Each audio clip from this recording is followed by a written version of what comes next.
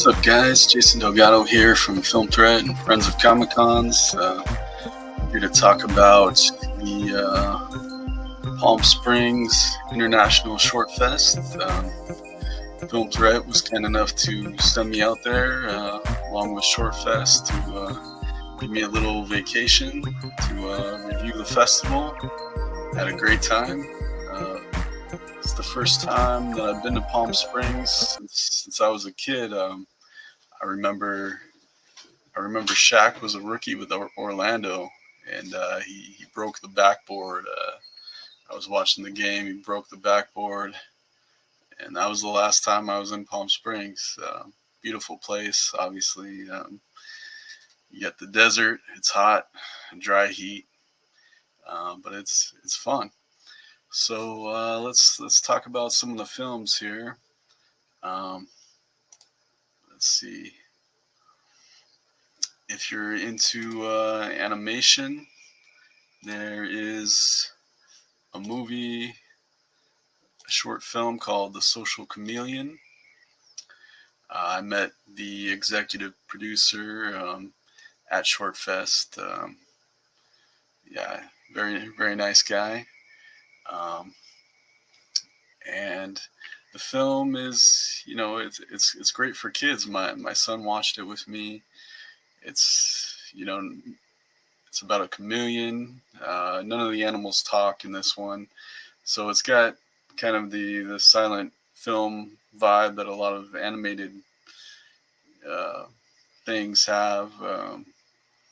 When there's no talking, where you've got characters, doing some slapstick comedy and more of the visual cues, and I really enjoyed it. It's funny. My son laughed. Yeah, it's a really short film, but it's good. And I heard the behind the scenes story Andrew gave me of the filmmaker Alex Ross. This is a love story about a chameleon, but it's really the love story of Alex Ross and how he met his wife. So it's cool that I got that behind the scenes story there. Yeah, and let's see, here is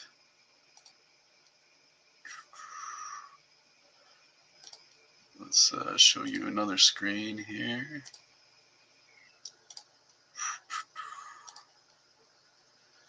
All right, and here is my festival recap for Film Threat.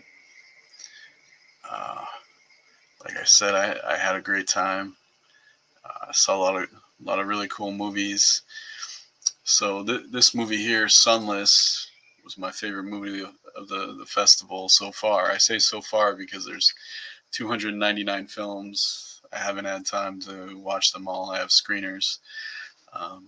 But Sunless is about two guys who attempt to break a diving record in a submarine. It's really tense. Cinematography is excellent. The director makes really good use of little sounds in the submarine to ratchet up the tension, and the two actors are great. I mean, it's only a 9-minute film, but they go through a range of emotions because they get stuck, deep down in the depths while they're trying to break this record. And of course, it makes you think of the Titan submarine tragedy that happened recently. So yeah, but it's just really great thriller. It also reminds me of a movie from the Netherlands that I reviewed earlier this year, which was let's see here.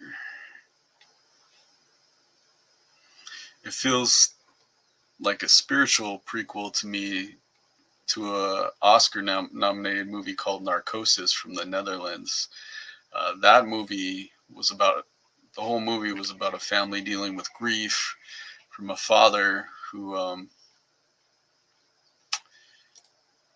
goes on trying to break a deep dive record, and he goes missing, and so the family is just lost. And it's a great film. It's really sad, but it feels to me like Sunless and Narcosis would be a good pairing, because I imagine the events of Sunless are kind of what is unseen in Narcosis. So that's pretty cool. I gave Sunless a 10 out of 10, which I don't do too often. But that's not the only great movie at ShortFest here. Let's see, there was also a film called Pruning. It's a horror Twilight Zone-esque short about a angry political right-wing talk show host, and she kind of faces some guilt. She feels responsible for a mass shooting because the shooter, um, had a manifesto about her words. How she talked about pruning, and you got to get rid of whatever. And so yeah, it seems kind of like a normal movie at first, and then there's this grotesque kind of creature that shows up as a manifestation. I think I interpreted it as a manifestation of her guilt, because she feels really guilty, and it was interesting. It's really really interesting. Let me show you. So this is Pruning.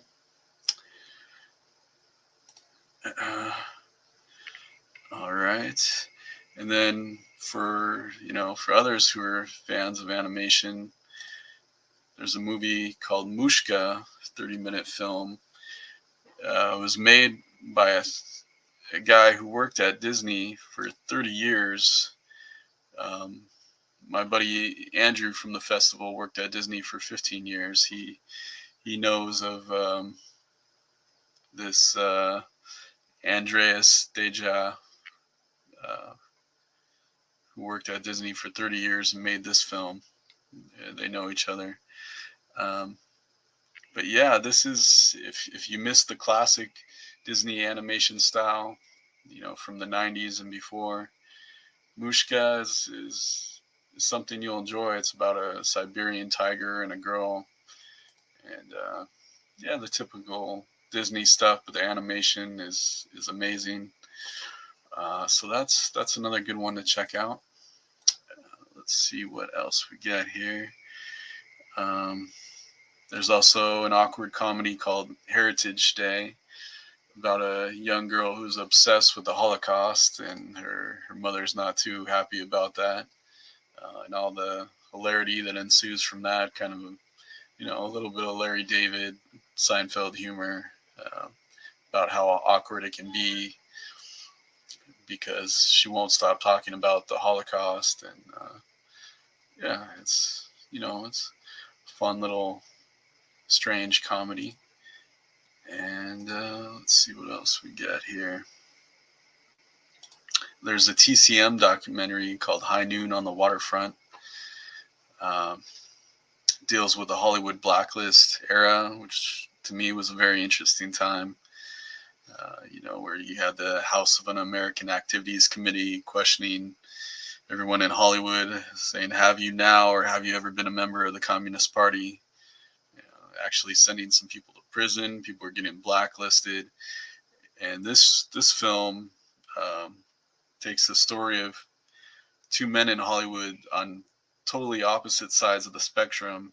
It was screenwriter Carl Foreman, who refused to name any names at all.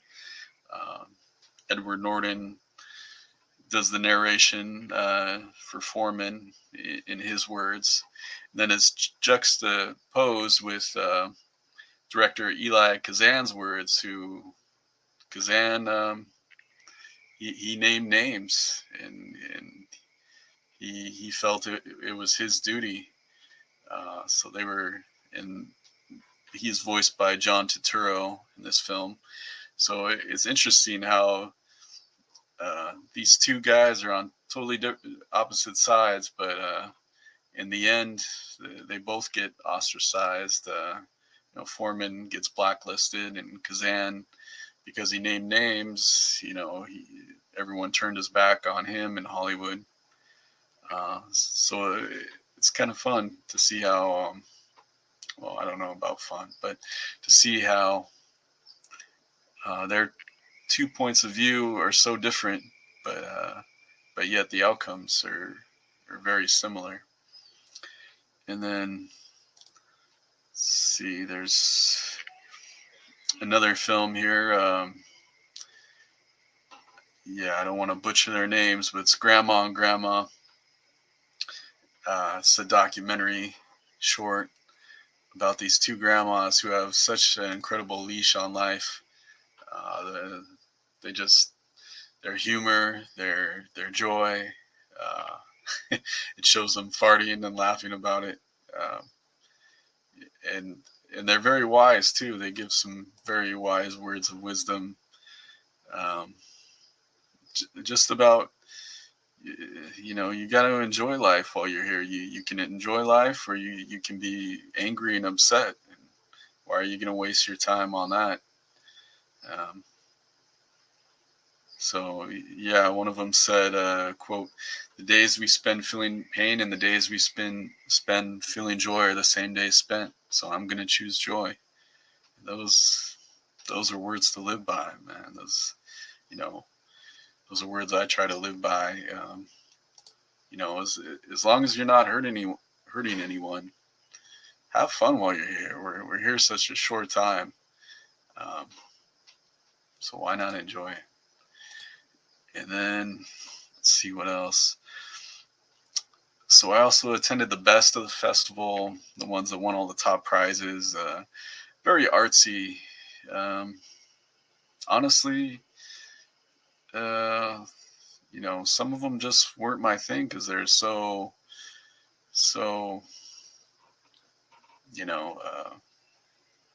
they look great, but just very strange films. Mystic Tiger was one of those strange films, but I still enjoyed it. It's from Spain. It's about a guy who he looks like the Invisible Man. He's got bandages all around his face, and it's a very strange time travel film, but I enjoyed it. And then there's a documentary that's very poignant from China called "Will You Look at Me?" And it's about this young man in China who he's gay, and his mom won't accept him because of their culture there. She's ashamed of him. There's this scene where she's just crying and saying, what did I do wrong? And he's crying too, saying, you didn't do anything wrong, Mom. And it's hard not to get choked up seeing that. But yeah, it was a great film, great festival. I met a lot of really cool people there, filmmakers. Well, I'm excited to see what they're going to do next. And let's see here. Yeah, it was great meeting Andrew Austin at the festival. I really enjoyed his film, The Social Chameleon. I hope to go to ShortFest again next year. It's a fun time out in the desert. It's just people who love film. I've never seen a theater that is so packed to watch a short film. But the horror films Saturday night, the Thrills and Chills section of the programming, it was standing room only because every seat was filled to watch these short horror films. And I just loved it. You could hear the audience reactions to everything, the passion everyone has there. Everyone at the festival, I wrote this in my review, but everyone at the festival is so kind, and just anywhere where you can find your tribe of people who love the same kinds of things as you. And for me, that's film. You know, it's a great place to be. So if you get the chance, check out ShortFest, and be sure, if you like this video, to like and subscribe. And I'll see you guys later. All right. Thanks.